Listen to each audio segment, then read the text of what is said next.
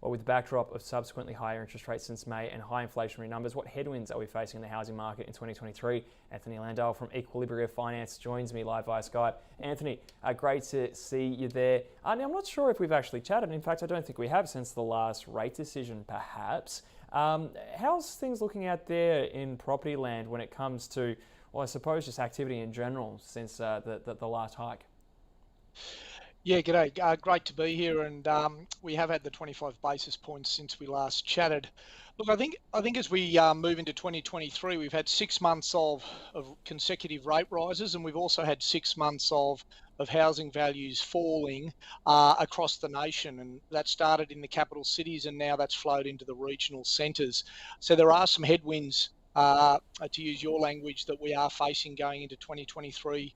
For borrowers around the double whammy of the inflation, cost of living pressures, and obviously interest rate rises. So for new borrowers, they're looking at decreased purchasing capacity as well as decreased stock on the markets to actually be able to go for. And existing borrowers, they're obviously, some of them had a good savings buffer.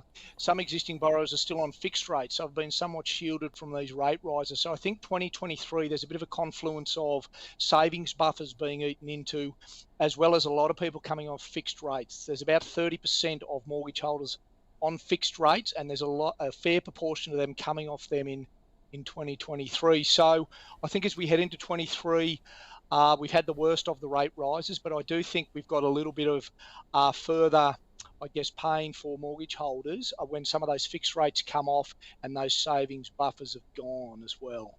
How are things for the investors at the moment? Is it a good time for them? Because I would imagine that to actually sell your property, it might be a little bit difficult. You might be reluctant to do so. The flip side of that is you are seeing an increase in rental yields. So if you are sitting with an investment portfolio or property portfolio, how is it for folks like that at the moment? Yeah, look, I think investors are coming into some pretty good conditions on the flip side to the owner-occupiers heading into next year. Rental yields are the highest they've been for over a decade. Money is still relatively cheap for investors once it's structured from a tax perspective. The prices are coming down relatively over the last since the last 12 months peak.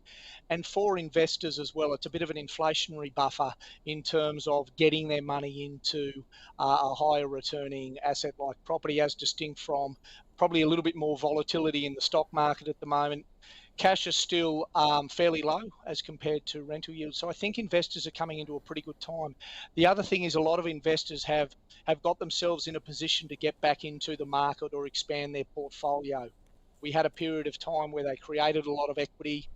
They held back with some cash to be able to leverage into the next property. So I think investors are actually pretty well positioned into 2023, especially if we see a bit more of a drop-off on the owner-occupier activity, to find some opportunities and come back into the market, because they did drop off quite a lot through that COVID period. But I think investors are well positioned, and there'll be some good opportunities into 2023 for investors. I suppose when it comes to market dynamics and market stability, when it applies to investors potentially coming back into the market, is there the scope and room for that sort of increased investment to try and boost supply or create the incentive to boost supply? Because naturally we're all worried about housing shortages, especially if we're going to see this sort of immigration. Boom is probably not the right word, but let's run with it. Is there the sense that there is the scope for further construction, especially amongst the investor class who want to put perhaps money to work in property? Yeah. Investors slowed off or even sold off through COVID, and some of that construction's been slower to get back off the ground, partly because of some supply chain constraints, cost of materials, and also some of the pre-sales are down. So investors have been finding it harder to, I guess, increase that supply. There's also been zoning issues that have restricted some investments in areas that people are now wanting to live in. So I think part of what they're looking at more broadly from an investment perspective is building some of that more high density housing, lower cost housing in some areas that may not have traditionally had them. That'll impact zoning. And there's also been a slowdown in pre-sales, which has impacted some of the investors' appetite. So it'll be interesting to see what happens in that space. in terms of more of the lower cost investment, but there's certainly some issues that need to be faced there. I know, for example, some of the larger construction firms, their pre-sales are down 25, 30%, as distinct from pre-COVID times, and that's impacting their appetite as well. If you were, say, a higher net worth investor, so you had the kind of liquidity there to play with and chuck it into property if you really, really wanted to, are there particular geographies in Australia? We know that we sort of speak almost fallaciously about an Australian housing market. It's kind of fragmented, isn't it? More than just the one market that we are really talking about. Is there anywhere in particular that if you were an investor right now and you wanted to invest your money in property that might offer the most attractive returns? Yeah, look, some of the areas that investors have been looking at, some of them have sort of the horse has bolted, but there are still some areas that are within those commutable areas to the capital cities where people from the majors are looking for somewhere where they might be working from home a couple of days a week and they're able to still commute into the cities. We're seeing areas like the Central Coast, the Sunshine Coast, Toowoomba, for example, as strong investor appetite. Adelaide's holding up fairly well for investors as well as Perth. So it is those areas that are commutable to the cities where investors are looking. There's also investors coming back into some of the unit space with the borders opening up and students coming back in. And that's also going to help as well because there's a real shortage of properties for rent, which has driven up the price, which has really impacted renters in terms of the price they're paying. So investors, they've changed the type of property they're looking for. They've changed the type of regions. They're within those commutable areas, but they are also coming back into some of those units. So there are some opportunities for investors in those sort of areas.